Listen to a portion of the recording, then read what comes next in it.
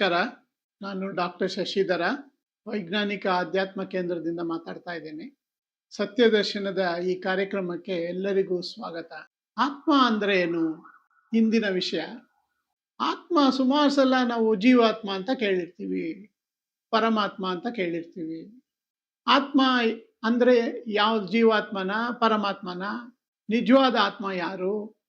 ಬೇರೆ ಇನ್ನೇನಾದ್ರು ಇನ್ನೊಂದು ಆತ್ಮ ಇದೆಯಾ?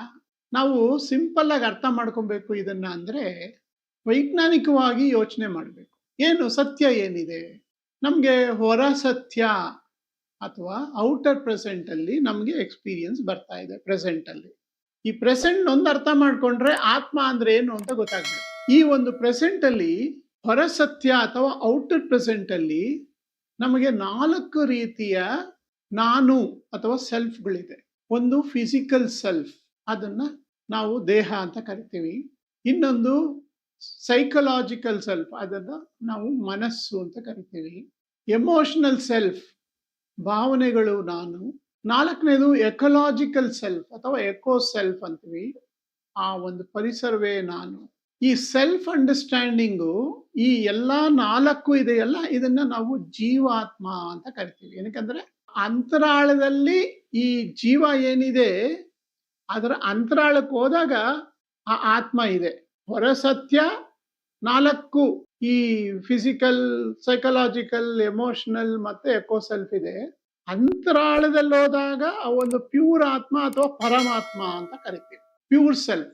ಏನಕ್ಕೆ ಪ್ಯೂರ್ ಸೆಲ್ಫ್ ಅಂತ ಕರಿತೀವಿ? ಫಾರ್ ಎಕ್ಸಾಂಪಲ್, ಪ್ಯೂರ್ ಸೆಲ್ಫ್ ಯಾವಾಗ ನಮ್ಗೆ ಅನುಭವಕ್ಕೆ ಬರುತ್ತೆ? ತಾಯಿ ಗರ್ಭದಲ್ಲಿ 9 ತಿಂಗಳಿಗೆ ಇರ್ತೀವಿ, ಅದು ಪ್ಯೂರ್ ಸೆಲ್ಫ್. ಇವತ್ತು ನಾನು ಡೀಪ್ ಸ್ಲೀಪ್ಗೆ ಹೋದಾಗ ಏನು ಪ್ರಪಂಚ ಇಲ್ಲ, ನಾನಿಲ್ಲ, ನೀನಿಲ್ಲ, ಆತ್ಮ ಇಲ್ಲ, ಏನಿಲ್ಲ, ಬುದ್ಧ ಲೈಕ್ ಸ್ಟೇಟ್. ಅದನ್ನ ನಾವು ಪರಮಾತ್ಮ ಅಥವಾ ಬರೀ ಆತ್ಮ ಅಂತ ಕರಿತೀವಿ. ಸೊ ಆತ್ಮ ಅಂದ್ರೆ ಯಾವಾಗ್ಲೂ ಇರೋವಂಥದ್ದು. ಇವಾಗ ಒಂದು ಡೆತ್ ಆದಾಗ ಒಂದು ಮನುಷ್ಯನ ಜೀವಾತ್ಮದ ವೀಕ್ನೆಸ್ ಬರುತ್ತೆ, ಅಥವಾ ಒಂದು ಕಾಯಿಲೆ ಬಂದಾಗ ಫಿಸಿಕಲ್ ಸೆಲ್ಫ್ನ ಸರಿಯಾಗಿ ನೋಡ್ಕೊಂಡಿಲ್ಲ ಅಂದ್ರೆ ಅದಕ್ಕೆ ಕಾಯಿಲೆ ಬೀಳುತ್ತೆ, ಅದು ಕೆಟ್ಟೋಗುತ್ತೆ. ಕಂಪ್ಯೂಟರ್ ಕೆಟ್ಟೋಗ್ಬಿಟ್ರೆ ಮತ್ತೆ ವರ್ಕ್ ಆಗಲ್ಲ. ಅದೇ ರೀತಿ ನಿಮ್ಮ ಅಂತರಾತ್ಮ ಮಾತ್ರ ಅದ್ರ ಪಾಡ್ಗೆ ಅದಿರುತ್ತೆ, ಅದಕ್ಕೆ ಏನು ಟಚ್ ಆಗೋದಿಲ್ಲ. ಸೊ ಅದು ಡೆತ್ ಆದಾಗೂ ಅದ್ರ ಪಾಡ್ಗದು.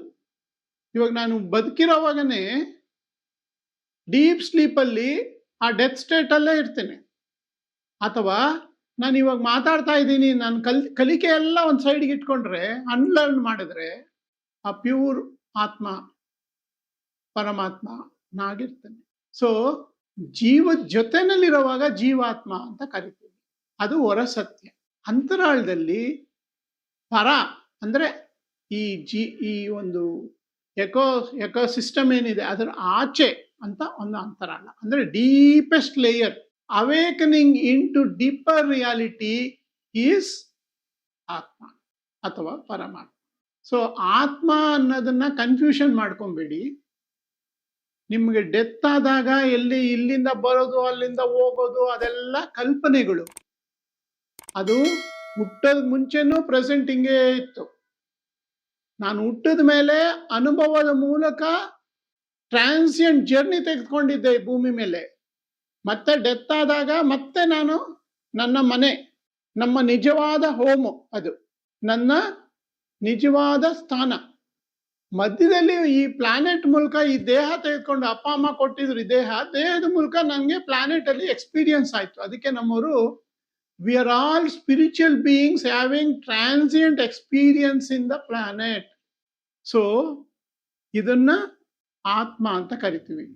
ಇದನ್ನೇ ನಮ್ಮ ಭಗವದ್ಗೀತೆಯಲ್ಲಿ ಕೃಷ್ಣ ಭಗವಾನರು ನೈನಂ ಚಿಂದಂತಿ ಶಸ್ತ್ರಾಣಿ ನೈನಂ ದಹತಿ ಪಾವಕಃ ನ ಚೈನಂ ಕ್ಲೇದಯಂತ್ಯಾಪೋ ನ ಶೋಷಯತಿ ಮಾರುತಃ.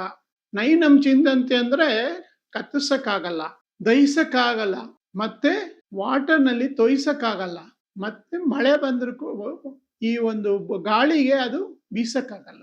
ಆ ಅಂತರಾತ್ಮ ಏನಿದೆ ಅದು ನಿಜವಾದ ನೀನು, ನಿಮ್ಮ ಸ್ವಯಂ ಸ್ವರೂಪ ಅದು. ಅದಕ್ಕೆ ಡೆತ್ ಆಗ್ಲಿ ಬರ್ತ್ ಆಗ್ಲಿ ಇಲ್ಲ. ಇಹದಲ್ಲಿ ಅಥವಾ ಹೊರ ಸತ್ಯದಲ್ಲಿ ಮಾತ್ರ ಡೆತ್ತು ಬರ್ತು ಎಲ್ಲ ಇದೆ. ಸೊ ಸತ್ಯ ಪ್ರೆಸೆಂಟು, ಹೊರ ಸತ್ಯದಲ್ಲಿ ಜೀವಾತ್ಮ, ಒಳ ಸತ್ಯದಲ್ಲಿ ಪರಮಾತ್ಮ. ಈ ಪರಮಾತ್ಮ ಅನ್ನೋದು ಕಾನ್ಸ್ಟೆಂಟ್ ಅಂಡ್ ಯಾವಾಗ್ಲೂ ಇರುವಂತದ್ದು, ಇನ್ಹೆರೆಂಟು, ಇನ್ಬಿಲ್ಟು, ಎಟರ್ನಲ್ ಅಂತ ಏನ್ ಹೇಳ್ತೀವಿ, ಎವರ್ ಪ್ರೆಸೆಂಟ್ ರಿಯಾಲಿಟಿ ಅಂತೀವಿ. ಸೊ ಹೊರ ಸತ್ಯದಲ್ಲಿ ಈ ದೇಹಕ್ಕೆ ಅಟ್ಯಾಚ್ ಆದಾಗ ಜೀವಾತ್ಮ ಬರ್ತಾನೆ. Thank you.